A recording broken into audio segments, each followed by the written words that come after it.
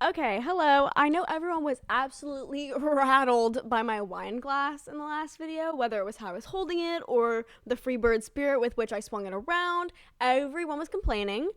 So today I have a daiquiri. And guys, I'm not gonna put in clips of me drinking it. I don't know, what do you want? I'm not...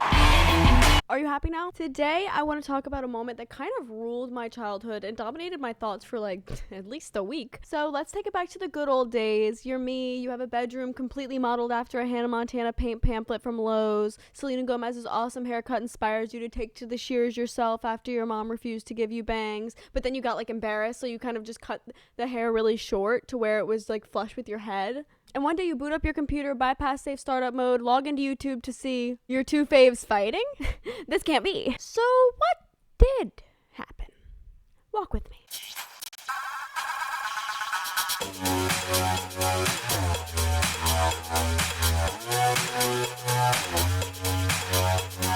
The timeline begins in 2002. Demi Lovato and Selena Gomez both audition for Barney. They meet each other in line at the auditions, and then when they go on to star on the show together, they became really close friends. Their moms became really close.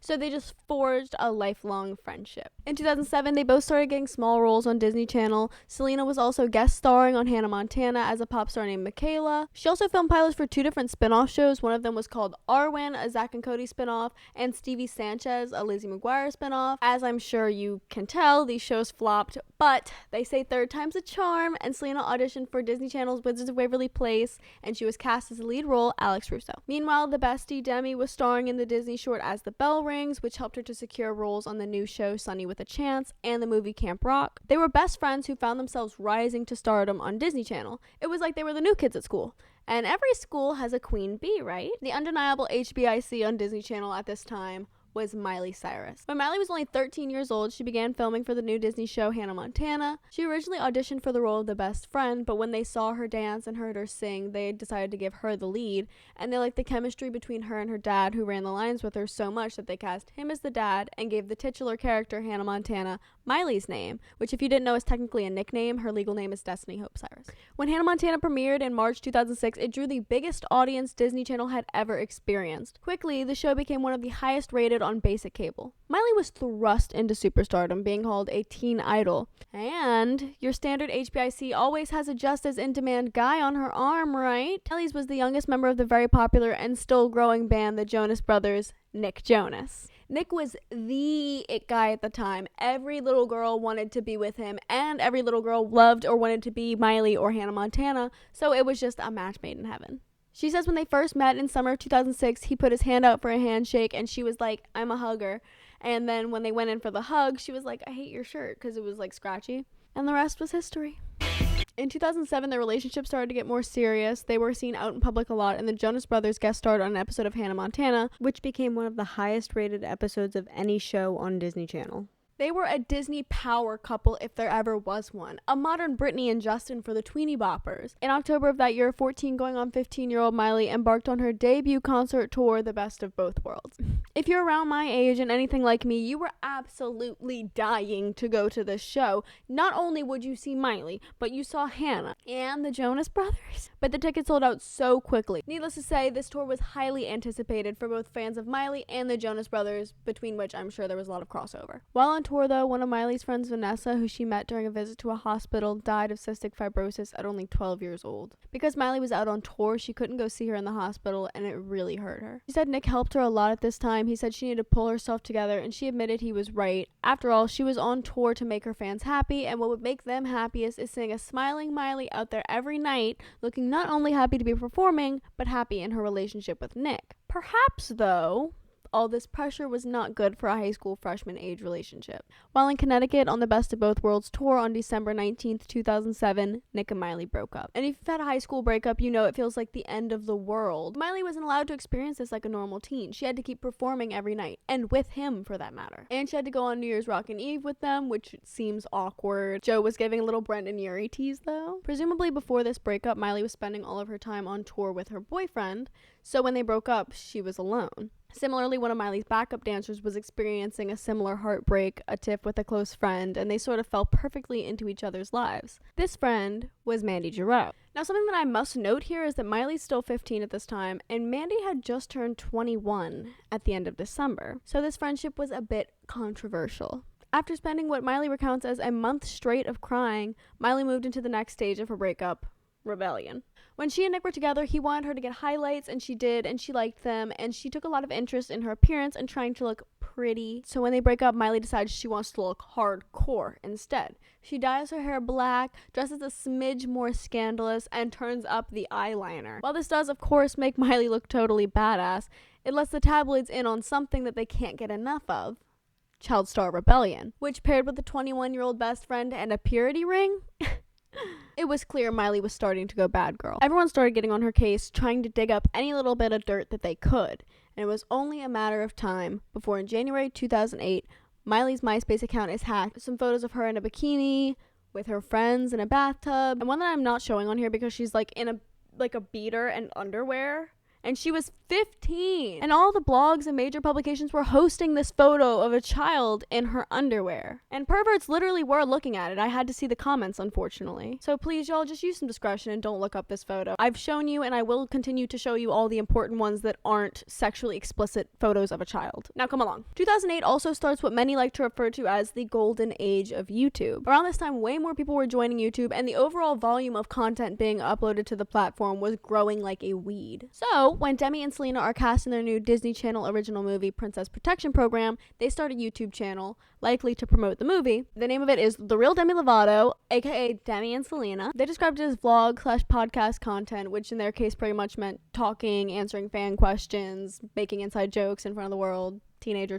Not long after that, Miley and Mandy also joined the long list of people who began posting to YouTube in 2008. Their videos were a similar format to the Demi and Selena show, a format that, let's be honest here, can only really be successful if you're famous already, except their show is called The Miley and Mandy Show, and something cannabis-related was happening on their show. Wait, hi, Jason Kitty and Demi Papadopoulos. My joke's gonna be really funny if I can spit it out. With Miley's constant scandals and the growing popularity of Demi and Selena, it begged the question whether Miley was out and Demi and Selena were in. People were constantly comparing Miley and Demi, Miley and Selena, and on top of that, Miley's first love, who she just spent a month straight crying over, was now rumored to be dating Selena. And it wasn't like Miley or fans of the relationship were over him either. Miley was always spotted wearing his diabetes dog tag, and it was only a matter of time before the iconic moment that we all know and love. On March 12th, 2008, Demi and Selena uploaded a seemingly innocent video, coming in at 2 minutes and 25 seconds, titled Demi Lovato and Selena Gomez Update. Yo. Yo, yo. Yeah, I said it twice. Got a problem with that? Wow. Yo. I got this really cool shirt today, and it made me want to give a shout out to my boys. Who's that?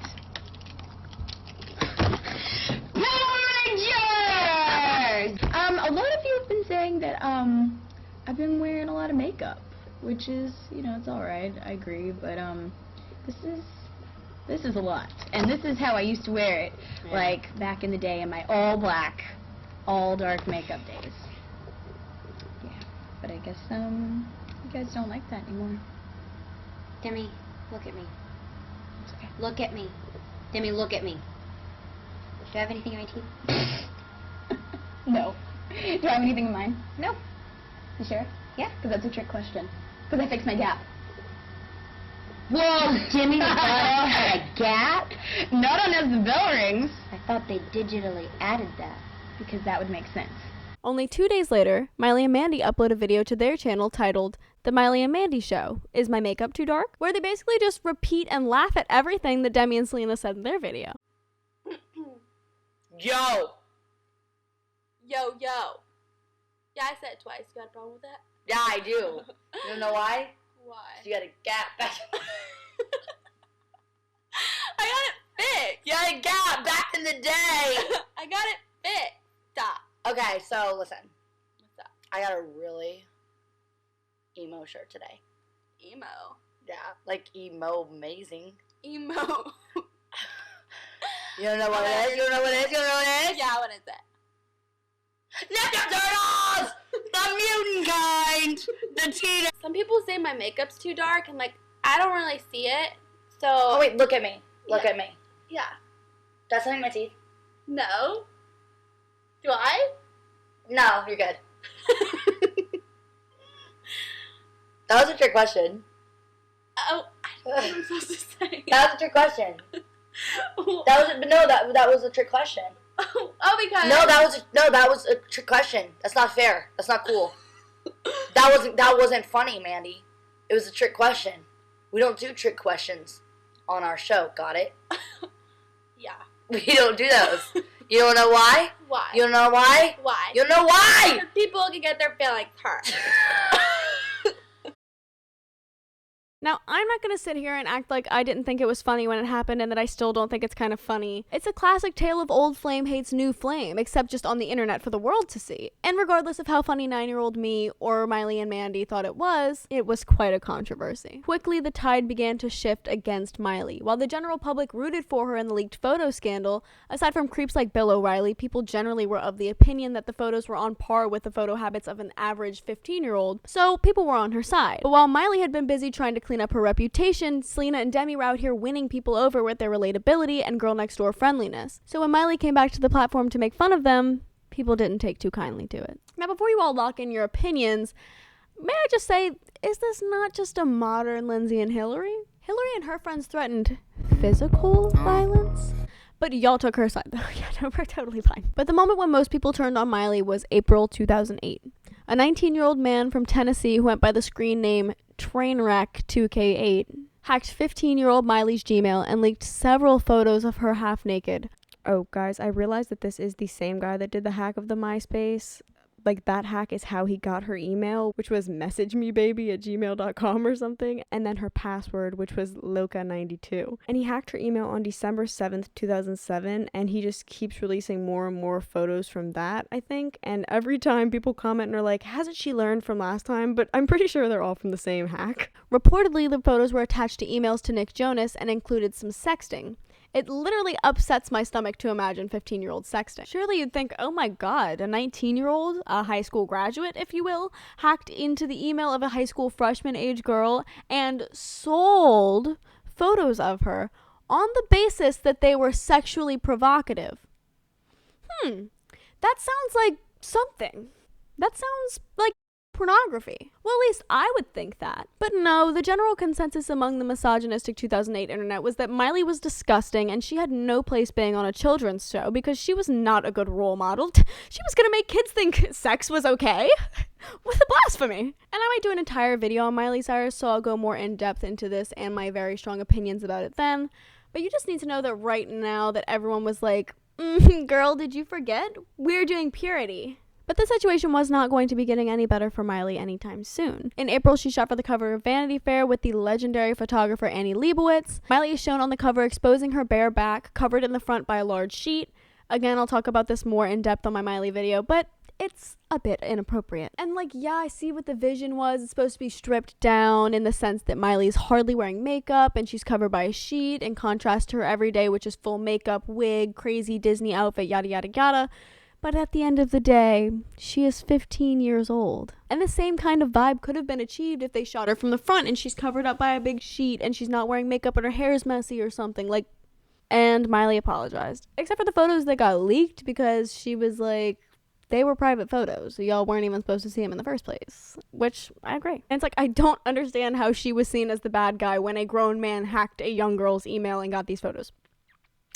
But again, I'm saving that for a Miley video. And she's since, I think within the last year, come out and retracted that apology, by the way. Only a couple weeks later, the hacker releases more photos from the December 7th hack and insinuates that he has even racier photos that he'll be selling to the highest bidder.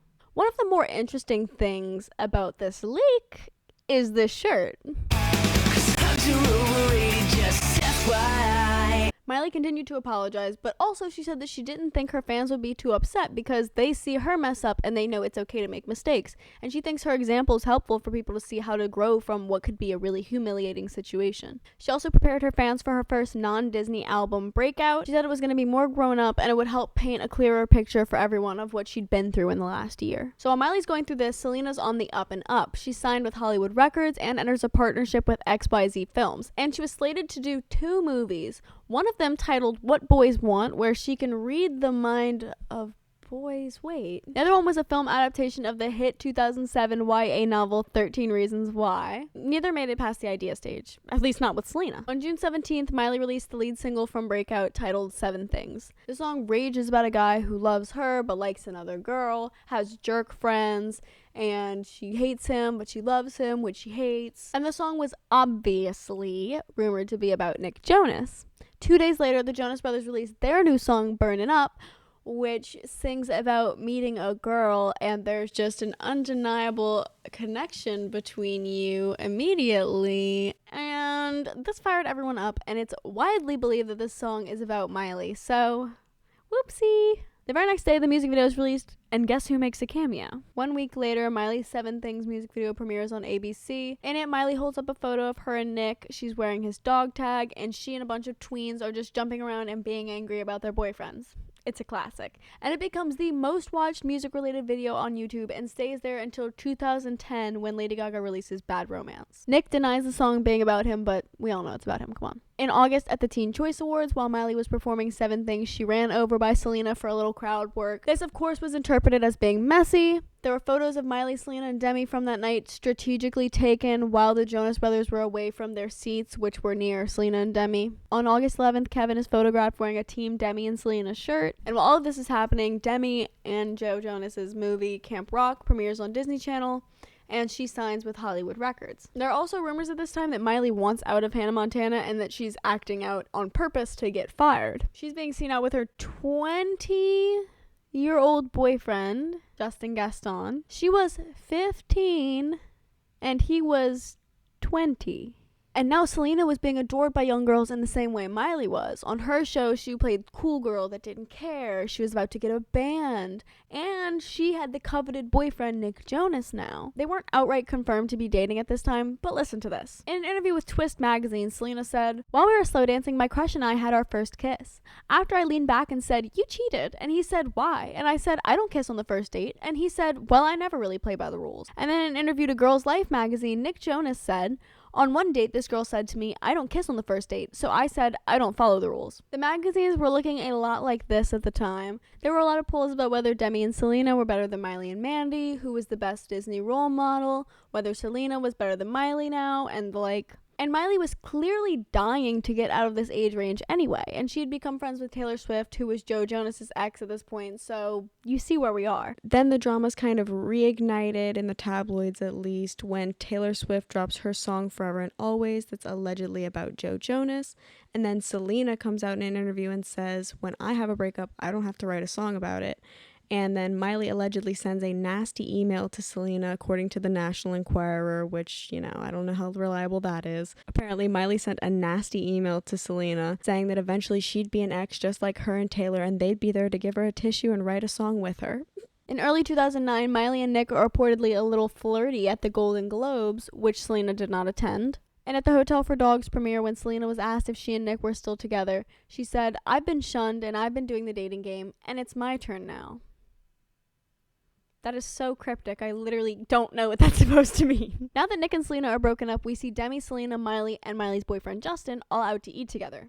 So we may finally know peace. Allegedly, after this dinner, though, Miley was super mad at Selena because she was, making googly eyes at Justin the whole time.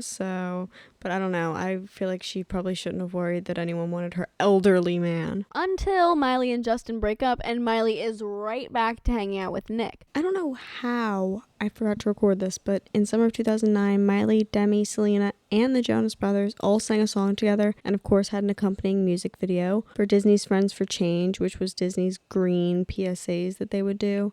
And of course, this is iconic because they're all singing about friendship and love, and they're all exes and frenemies, so... In June, Miley and Nick write and record a song together titled Before the Storm. They both said this process was really cathartic for them, and though many rumors of them getting back together were flying around, Miley was also filming for her movie The Last Song at this time, which is where she met Liam, who she later married, so the Nick and Miley chapter closes for good. In 2010, Nick and Selena are back together, but unfortunately their busy schedules make it difficult to spend time together, and they break up again. Also in 2010, Miley and Justin Bieber perform his song Overboard together, and they're seen together, and there are a slew of rumors that they're hooking up. But in the behind the scenes footage, it really seems like she was not feeling him. But they're not seen together at all anymore after Selena and Justin start dating. So that led people to believe that Selena and Miley were not as cool as they've been letting on. Add to this that they weren't ever seen hanging out, but Justin's dad tweeted this while him and Selena were still dating. And you may be thinking, where's Mandy? Good question. After her dance crew with Miley, which no, I didn't forget it happened. I'm just not mentioning it because it's completely irrelevant to the story. Mandy is encouraged by Miley to audition for the group The Beach Girls, which was managed by Kris Jenner, and they went kind of nowhere, but it's the effort that counts, right? The drama as it concerned Miley, Mandy, Demi, and Selena was pretty much over. There are some shady tweets and Instagram posts from later down the road, but I'll address that at another time. My overall opinion on this drama: what else do you expect when you constantly compare teenage girls to each other? Granted, this is what they expected, and it's exactly what they wanted, so. But I can see it from Miley and Mandy's perspective, and I can see it from Selena and Demi's perspective. And I think it's just a good old-fashioned teen girl brawl, and who doesn't love one of those? The most important thing, though, is that they've all made up, especially during quarantine. I feel like going live with each other was good for them. Selena and Miley have both said that there never was a feud. It was just silly boy drama. Silly boy drama that I managed to get an entire video out of. But anyway, I hope you guys liked this video. Don't forget to give it a thumb if you liked it, and subscribe if you're a new guy around here. I upload videos as often as I can, so subscribe and hit the bell thing for notifications. I'm tired of hearing myself